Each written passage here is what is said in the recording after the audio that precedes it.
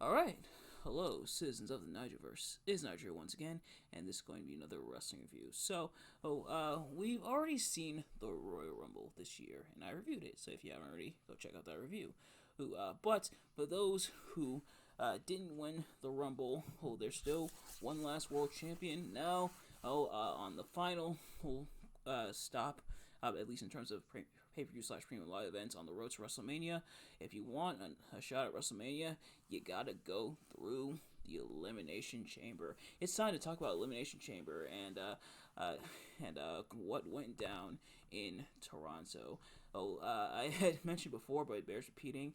If only my sister was born like a week later, or we potentially could have went to Elimination Chamber. Now, tickets, I can't lie, were kind of expensive. I looked it up while we were in Canada, just out of like curiosity. How much are tickets? And tickets definitely were not cheap.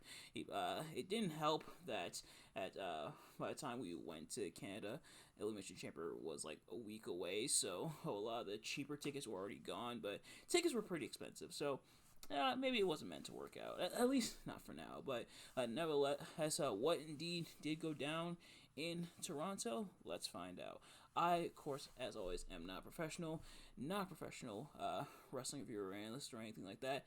Just a man who enjoys a good time, and wow, what an event! And it's an event with a lot of crazy twists and turns, and some quite a bit went down when it came to this event. So I guess without further ado, let's get right into it. Now, if you've seen these reviews of mine before, you kind of already know this works. If you haven't, I'm going to be talking about what I liked and disliked about each match, and we're going to go match by match. So starting with the first match, first up was the women's turn, as for a shot at the Women's World Championship at WrestleMania 41, and Bianca Belair, Alexa Bliss, Bayley, Liv Morgan, Naomi, and Roxanne Perez all battled it out.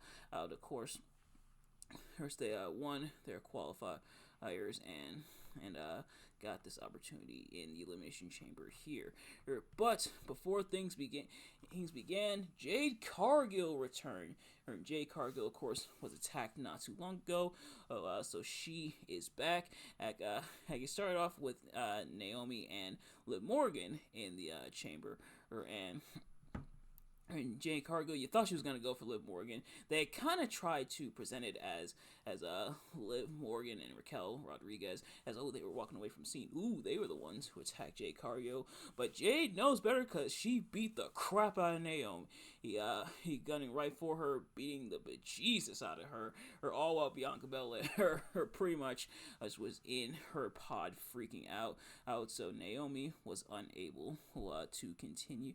It's crazy. That's not even the first time they had done something like that. It pretty much did something similar to that, except that wasn't the exact circumstances. But they did something similar to that in 2022 with Bobby Lashley in the WWE Elimination Chamber from 2022. I think, if I'm not mistaken, in terms of actually in terms of the events that I had watched since like the WWE Network kind of thing came out, slash like Peacock. I think that's the only Elimination Chamber match from like the WWE Network era that I have yet to watch is the 2022 one, and that was kind of when I was like missing pay-per-views, slash like premium live events and stuff like that. Mainly because I had to work on like Saturdays and I hadn't gone back and watched it. So that is like I think the only Elimination Chamber events. The only other ones being like the ones from like 2009 to about 2014 or 2015 or so. I think.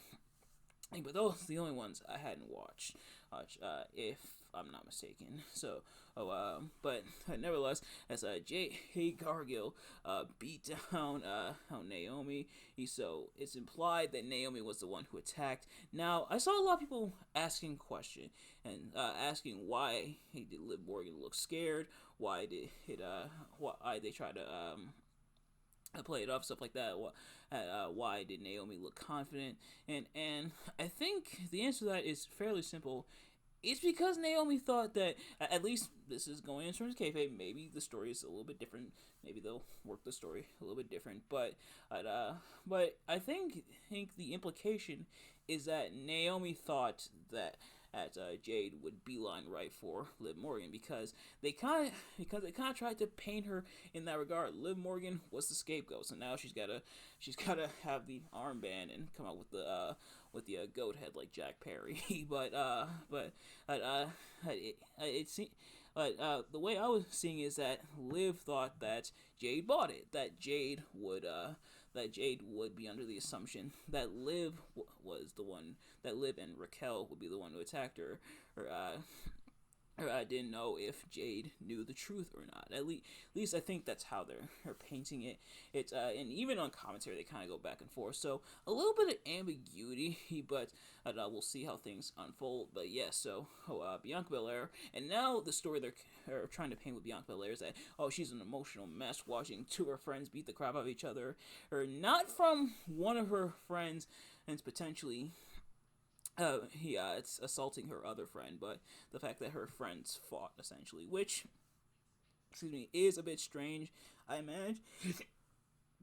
Oh, excuse me. There it is. The first one was false.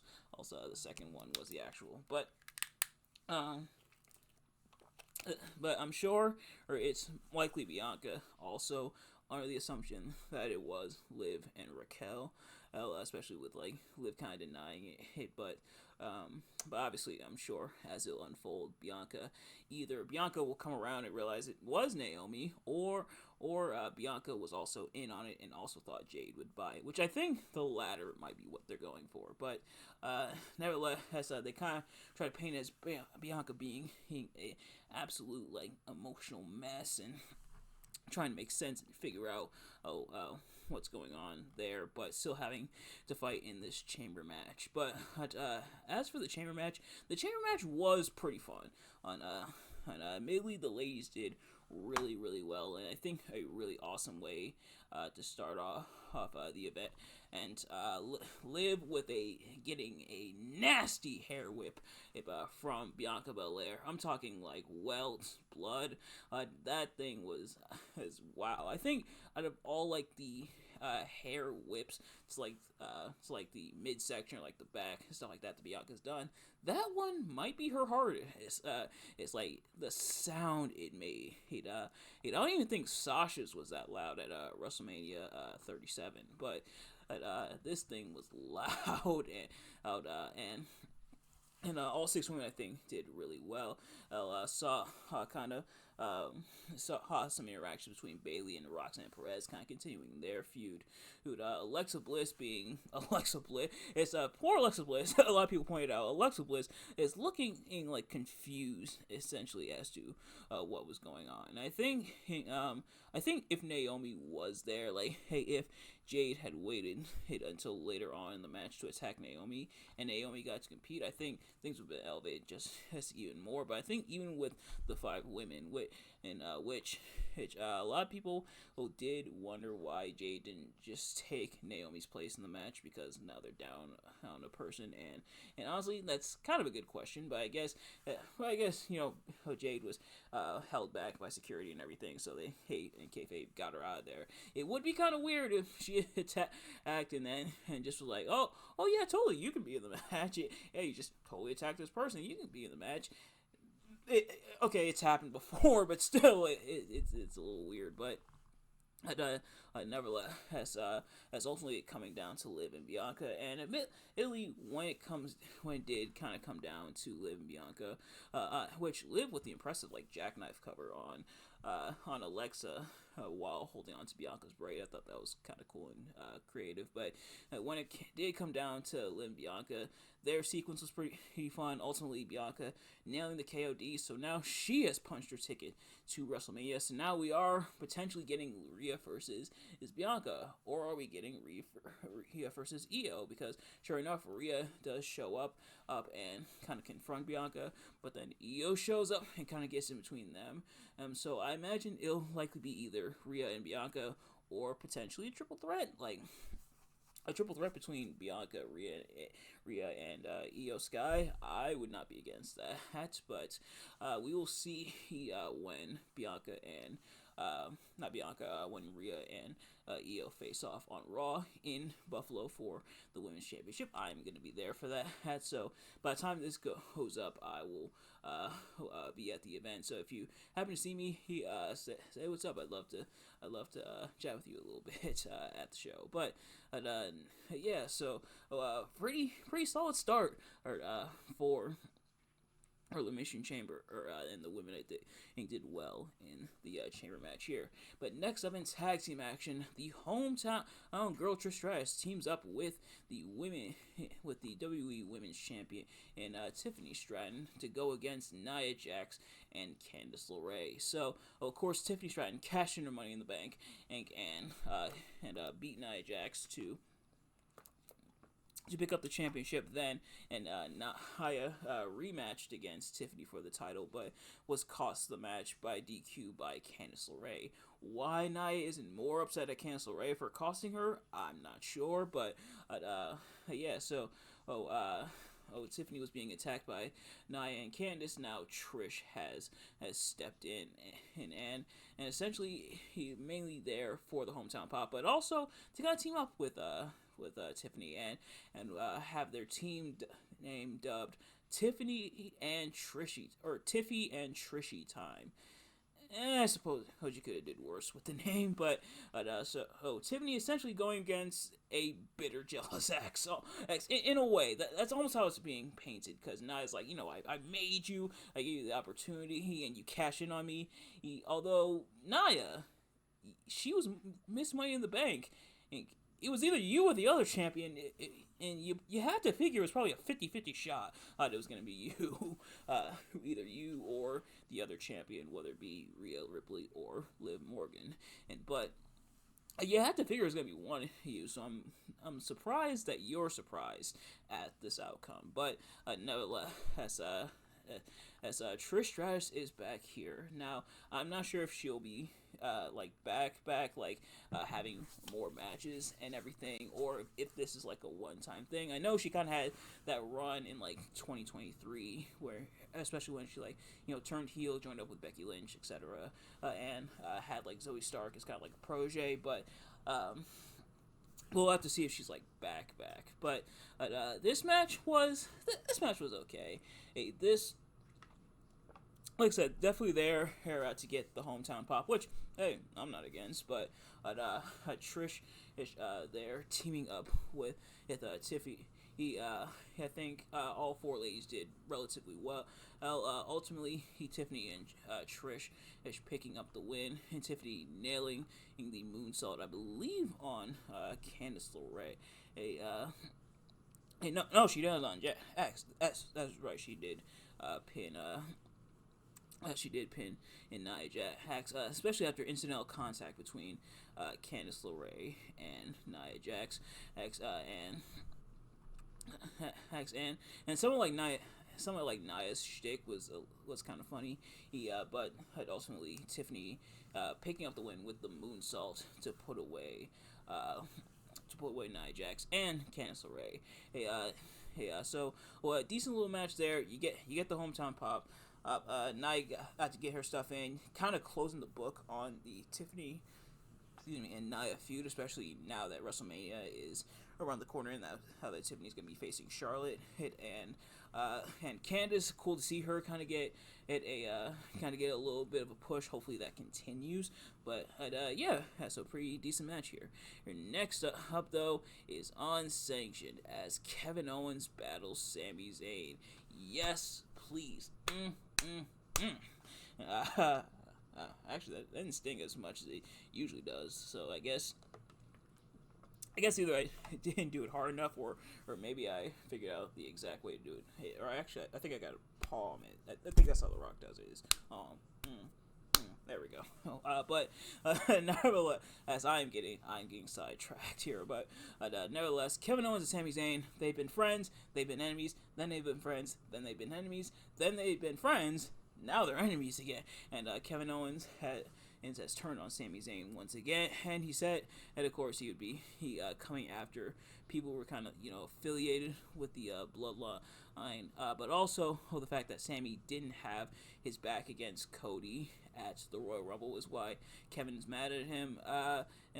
Sure, but the stuff you kind of did is kind of hard to defend, and what you did to Cody Rhodes, most of it at least. But nevertheless, Kevin is upset, and so Sami's not officially cleared. But Adam Pearce has told him you can have the match with Kevin, but it's unsanctioned. It's not going to be recognized by WWE. So thus we have the unsanctioned match here, and these two tore the house down.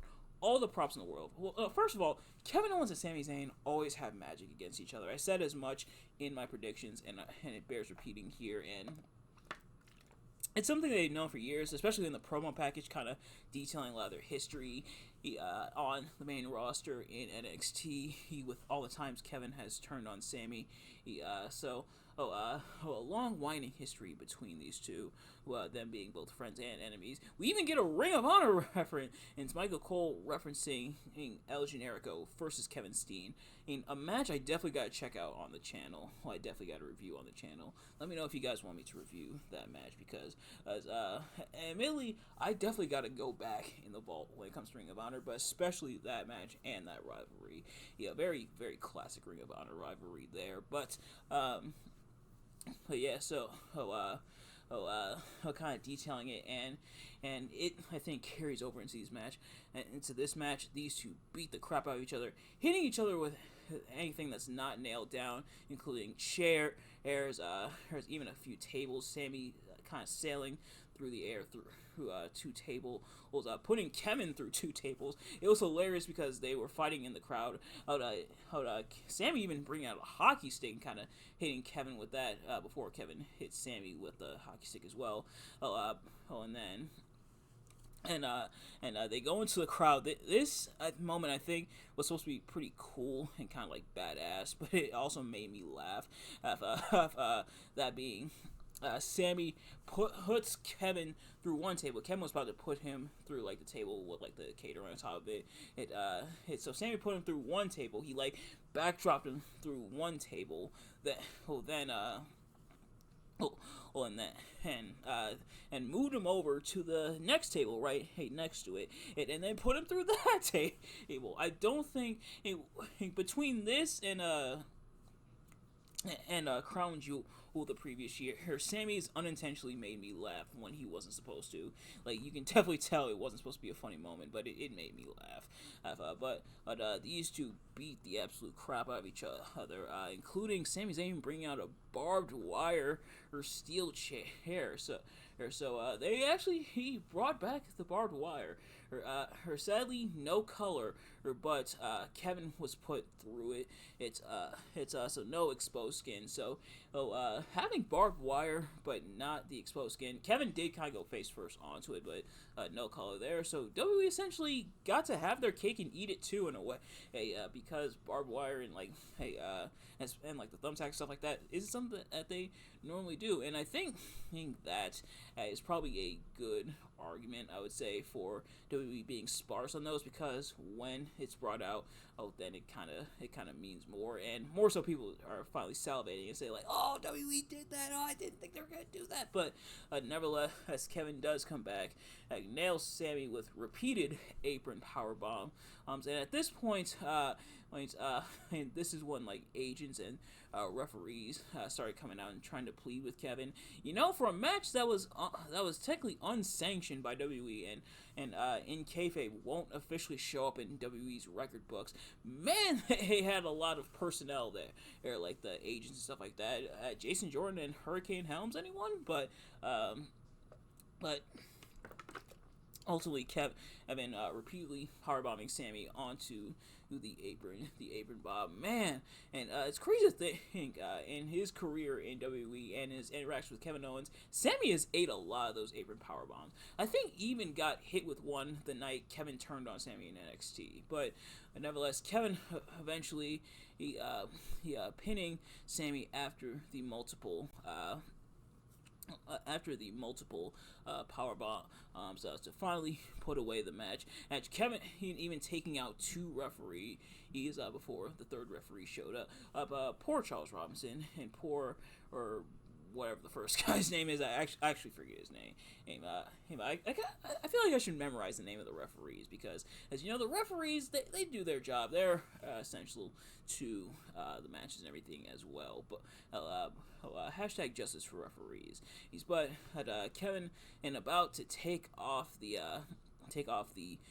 padding on the floor, exposing the concrete. Pretty much, I imagine was probably gonna not powerbomb, but pile drive Sami onto it. Pretty much trying to kill Sami Zayn. But then Randy Orton shows back up. Randy Orton shows up for the first time since I believe Crown Jewel. But Randy Orton comes out, and he and Kevin get to scrapping multiple RKOs. And Randy setting up for the punt, and the crowd absolutely went haywire for Randy about to bust out the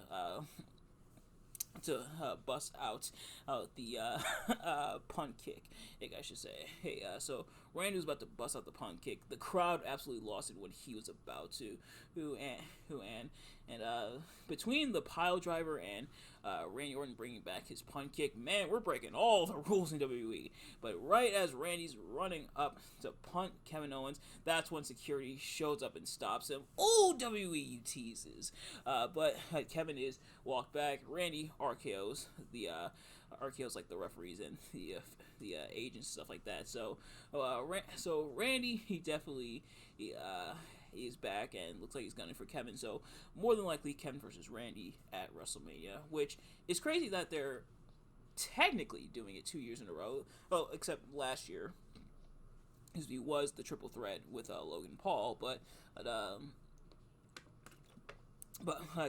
yeah. So Randy, he absolutely causing chaos there. But I guess speaking of Logan Paul, it's time for your main event, and for the in the Elimination Chamber for a shot at the WWE Championship at WrestleMania, as John Cena, CM Punk, Drew McIntyre, Damian Priest, Seth Rollins, and Logan Paul are locked in the chamber and pretty much are gonna go ham.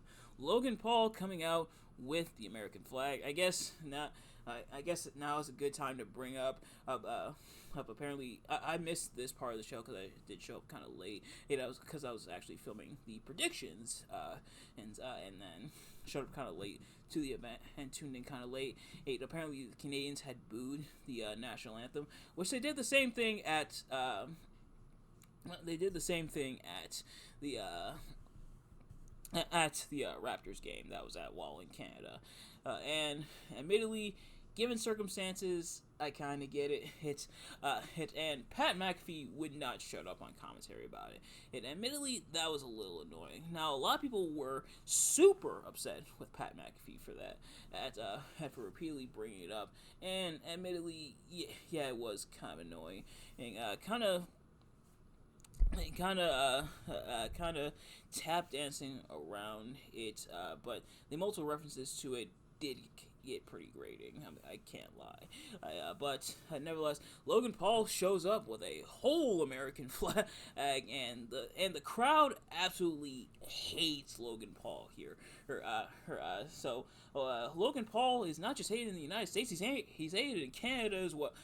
So Logan Paul gets the crap boot out of him, and pretty much not just here in the entrance, but in the actual match itself. Like when Logan comes into the match, he's booed and everything.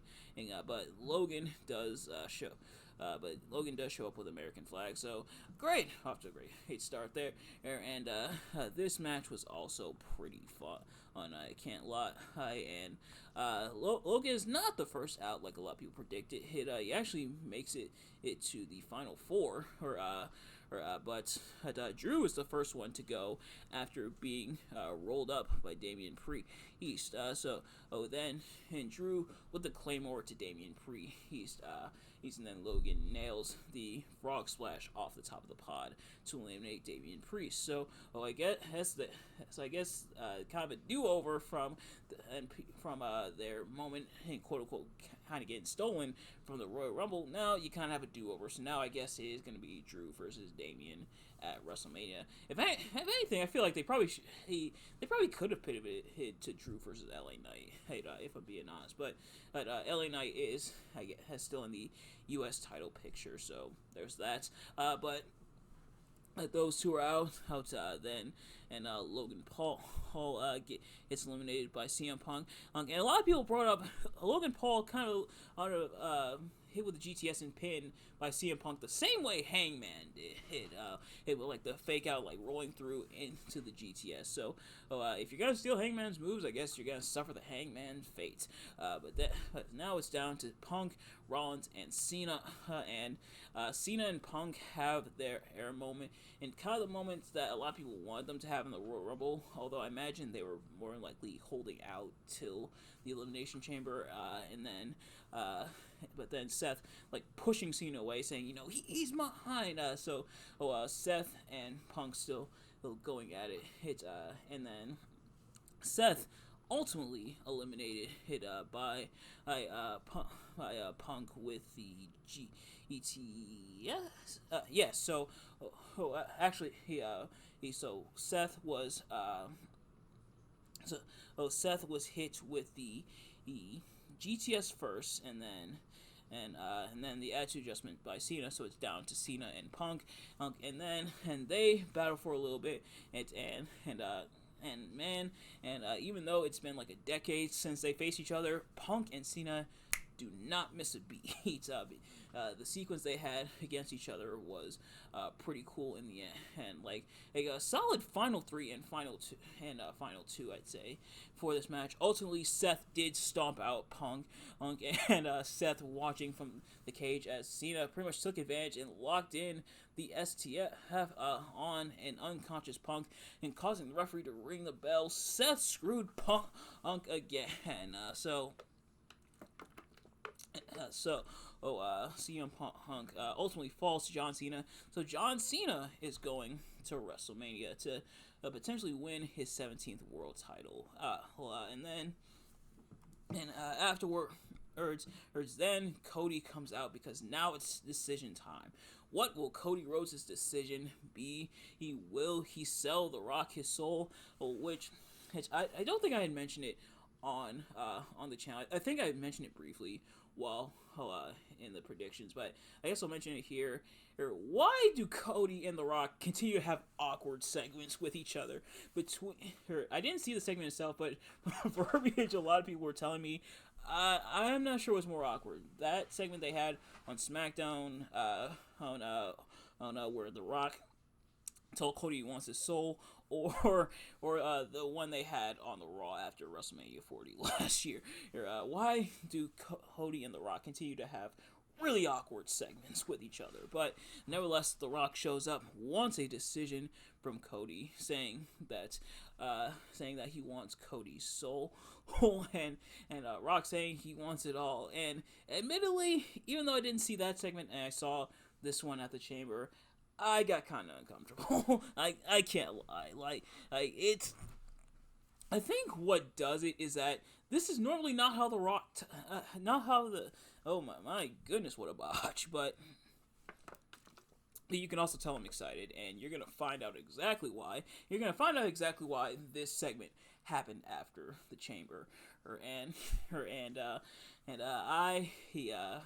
I can't lie, I think what's making it kind of awkward is the fact that this is normally not how The Rock talks. Like, The Rock has a specific way of talking, and The Rock has, the catchphrases and everything, but then he's talking about selling his soul, and he wants Cody Rhodes' soul. It's like, what is this version of The Rock? This is the final boss.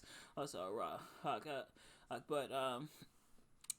it also, I guess, ties into Rock kind of slipping into insanity, kind of becoming obsessed with Cody Rhodes and everything, which is a bit strange. Hopefully The Rock doesn't do what DDP did to The Undertaker and become that obsessed. Hopefully not, because that would be very creepy. And a lot of people joking that Cody should have went to HR about The Rock and TKO. Considering The Rock and his status in TKO, Rock pretty much is HR. But nevertheless, Cody, he's saying pretty much the effect of no, saying his soul belongs to W Universe and left his soul with the W Universe, and tells The Rock to F himself. Except he didn't say F, and it was not censored. Or like, hey, not gonna lie, when Cody said that and it didn't go censored, it went uncensored on Peacock, my jaw dropped. Not as much as it's about to drop in a few moments, but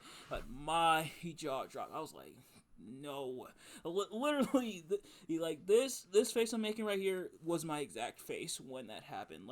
They don't do uncensored stuff quite as much on like Peacock and everything nowadays, but man, when they did it pay off. So Rock essentially not getting Cody Rhodes' soul. Sorry, Rocky, but there is someone else's soul he got, and that is John Cena's, because Cena and Rhodes dab each other up, hug. Cena looks at The Rock. Rock has one of the he did under his whole chin. He was supposed to do it like this. This is not this. See, Rock. This is how you normally do it. Rock did like that and then Cena with the low blow for the first time since 2003, and the Cena has finally answered the prayers of WWE fans that they've had for like a decade, and has finally turned heel. So he attacked Cody Rhodes. The crowd went nuts. I was shocked. Me and my friend Steve, go follow him at Plex TV. We were like texting back and forth, and we were absolutely stunned as it was going on, as John Cena turned heel. So Cena beat the crap out of Cody. Travis Scott pretty much did the equivalent of Jack Squat in the ring, except like smoke in the corner, and then kind of hold Cody down. He did get one punch in, so I'll give Travis Scott that. But he gave him the punch and kind of held down on Cody as The Rock whipped at him, and Cena beating down Cody with the brass knucks if you're listening to Cole, or the Rolex watch if you're listening to Wade Barrett. But had pretty much busting open Cody, nailing him with the title multiple times. Cena with a very angry face somehow didn't look cringy this time around. Like, Cena's done angry faces and they've looked cringy before, or her butts. This time, I'm a non-cringy angry face. And Cena has officially sold out and sold his soul to The Rock. And when I tell you, everybody was stunned. Like, seeing everybody's reactions on social media to this happening, everybody was stunned. And everybody was totally shocked. Shocking heel turns, I feel like, don't happen quite as often. They've been happening more often because a lot of them happen unexpected nowadays in the world of pro wrestling across WWE, AEW, and otherwise. This was a major one, and Cena finally going bad guy. Now, Cena had wanted to turn heel before. Ironically enough, he had wanted to turn heel against The Rock. Cena had apparently, the story went that Cena had pitched The Rock to turn heel in the interim between WrestleMania 28 and WrestleMania 29. Of course, Cena and The Rock, they did once in a lifetime, which morphed into twice in a lifetime. And at WrestleMania 28, John Cena had lost. So in the meantime, in the interim, Cena had pitched to turn heel and to go into WrestleMania 29 as a heel against The Rock, and apparently they were considering it. Apparently Cena had a new theme music, was going to do like an image change or whatever, and they were going to go for it, but unfortunately they kind of got cold feet, and it's not super surprising, especially considering this is around the time when Brock Lesnar had came back, and Brock Lesnar was a heel, so Cena had that feud, and then Cena was feuding with Kane. This is when Kane was doing the whole, like, embrace the hate storyline, which I guess Kane was vindicated, as was Bray Wyatt, as a lot of people pointed out, and Oh, and Cena was feuding with Punk. This was also when Punk was heel. This is when he was in the midst of his 434 his 434 day WWE title reign, and he had turned heel. Also, admittedly, he having Cena battle these heels and everything, two mixed results. I guess makes sense why. Plus the fact that Cena was such like a major baby face, and pretty much they took that all the way to the bank. Hank both figuratively and literally with like the merch and then the Make a Wish and everything, which people have been making a joke that at Cena's new starting a new stable called Break a Wish. If Cena does continue to make a wish, it's gonna be kind of awkward, but he might be able to pull it off. But I am glad that they finally decided to give the fans what they want and give John Cena what he wanted. When and finally turn him heel here in his last year in WWE, and it's something that that fans had wanted for a long time. There were many opportunities to turn John Cena heel, and they didn't take up on any of them. There was the aforementioned one with The Rock. There was the one against when he faced Rob Van Dam at ECW One Night Stand in 2006. And if anything, John did kind of act like a heel in that match in ways. There was that, but I am glad they finally pulled the trigger here and admittedly giving Cody a big baddie to go into WrestleMania against. I think was a very smart move, and it definitely caught everybody off guard. Now, a lot of people expected Cody Rhodes to turn heel. Now, the thing is, I didn't expect Cody to turn heel. I fully expected him to say no to The Rock, but admittedly, I don't think I expected anybody to turn heel. Which, if nobody turned heel, if Cody just said no to The Rock, it probably would have had no impact. Let's be honest. But you know what? They played the long game, and they gave us a very shocking heel turn. It's crazy. We've had in the span of a few months, we've had the New Day, John Cena, and there was a third person I was gonna mention, but those are the two major ones. We've had both a John Cena and a New Day heel turn. A crazy timeline we live in. But nevertheless, John Cena has turned on Cody even at the post conference. John Cena dropping the mic. He had to pick it up and drop it. It's from the thing. So John not talking about it. We might get some more answers on Raw, but yeah, John Cena is heel again for the first time in over 2 decades, which is absolutely insane to think about. How where things will unfold from here, we'll have to wait and see. But I am excited, and Triple H kind of hinting at and kind of confirming this might have been the plan all along. And now a lot of people starting to connect the dots. When The Rock did this, when The Rock did it's that bad blood. The Rock did right that night, but a lot of people are now connecting the dots, and I guess this proves that WWE was playing the long game. Hey man, a lot of people will saying that sometimes I think this definitely proves that sometimes you just gotta let things unfold. Now, a lot of people were complaining, upset that it didn't look like we had a clear shot to WrestleMania, and now, sure enough, now we do. So I guess it goes to show sometimes you just gotta let them cook. I guess sometimes you just gotta let them cook. But ladies and gentlemen, that is going to do it for Elimination Chamber. What a crazy show! What a crazy night! How will things play out? Admittedly, I'm very excited.